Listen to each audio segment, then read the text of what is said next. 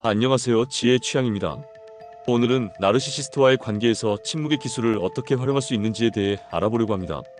나르시시스트는 종종 자기중심적이고 다른 사람을 깎아내리며 끊임없이 자신의 우월감을 확인하려고 합니다.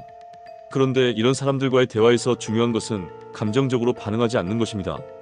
오늘 이 영상을 통해 침묵을 전략적으로 사용하는 방법을 배우고 실생활에서 어떻게 적용할 수 있는지 구체적인 사례를 들어 설명할게요. 나르시시스트는 타인의 감정이나 필요를 고려하지 않고 모든 상황에서 자신이 우위에 있어야 한다고 믿습니다. 그들의 목표는 타인의 반응을 통해 자신을 강화하고 타인을 굴복시키는 것입니다.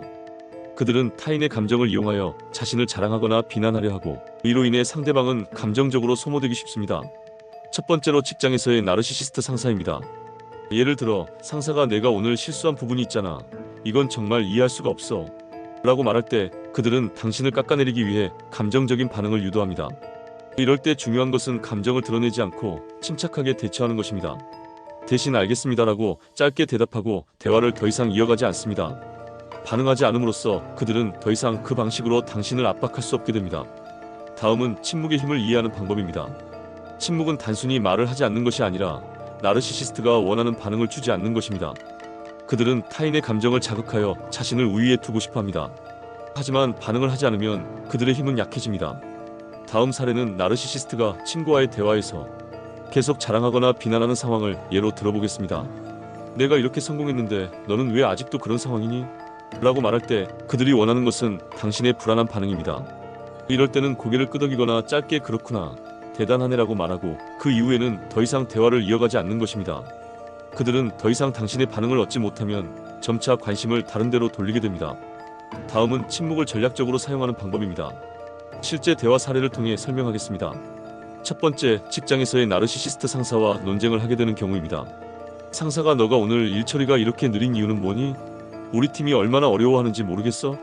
라고 비난을 받았을 때, 감정적으로 반응하거나 변명하지 않고 "저는 더 나은 방법으로 처리하겠습니다. 다시 한번 점검해 보겠습니다. 라고 차분하게 답합니다. 이후에는 말이 길어지지 않도록 대화를 끝내세요. 이렇게 반응하면 상사는 더 이상 당신을 공격할 구체적인 이유를 찾을 수 없게 되며, 점차적으로 이 전략을 반복하게 되면 나르시시스트는 더 이상 그 방법으로 당신을 자극할 수 없게 된다는 것을 깨닫게 됩니다. 두 번째는 나르시시스트 가족과의 갈등입니다. 가족 구성원이 "왜 이렇게 게을러? 언제까지 이렇게 지낼 거야?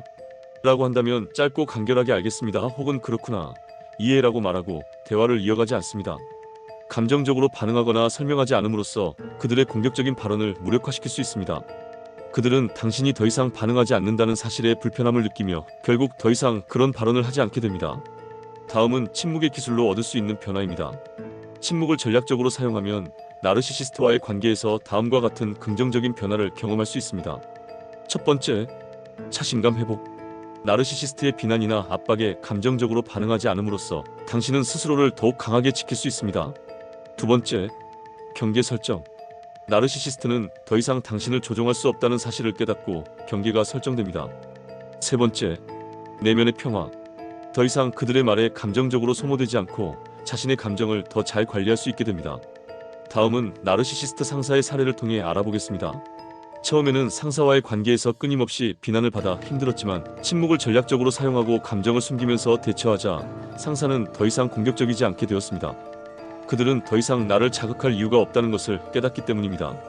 오늘 이야기한 것처럼 나르시시스트와의 관계에서 침묵은 매우 강력한 도구입니다.